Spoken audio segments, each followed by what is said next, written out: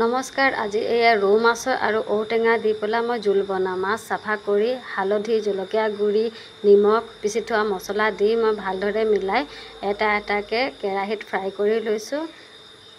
দেখিছেনে? ফ্ৰাই কৰাৰ পিছত টিপিটিকে উলটিয়াই দিলোঁ আৰু মাছকেইটা ছাইডত কৰি তলৰ মাজৰ জেগাটো উলিয়াই পেলাই আকৌ মূৰটো ফ্ৰাই কৰি লৈছোঁ।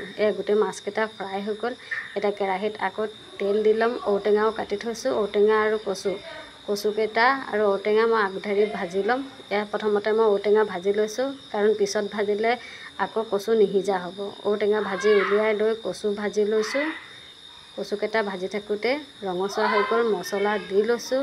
মছলা দি ভাজি তাত আকৌ হালধি, জলকীয়া গুড়ি, নিমখ দি ভালদৰে ভাজি লৈছোঁ।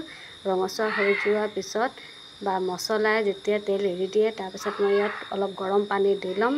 গৰম পানী দি ঢাকন মাৰি ৰাখি দিম। অলপ দেৰি ঢাকন মাৰি ৰাখি দিলে মাছখিনি জোলখিনি উতলি যাব আৰু কচুকেইটা সিজিবনে নাই চাই ল'ব লাগিব। মোৰ কচু সিজি গৈছে। এতিয়া মই আকৌ ভাজি থোৱা ঔটেঙাকেইটা ইয়াতে দি দিম।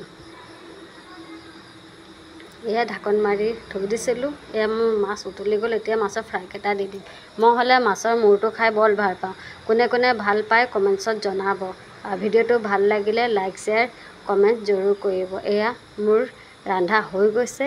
এতিয়া মই ভাতৰ লগত মূৰটোৱে প্ৰথমতে মই আগধৰি খাম, কাৰণ মই মাছৰ মূৰ বৰেই ভাল পাওঁ। দেখিছেনে? কচু আৰু ঔটেঙা জুতি লগাই এসাঁজ। নমস্কাৰ।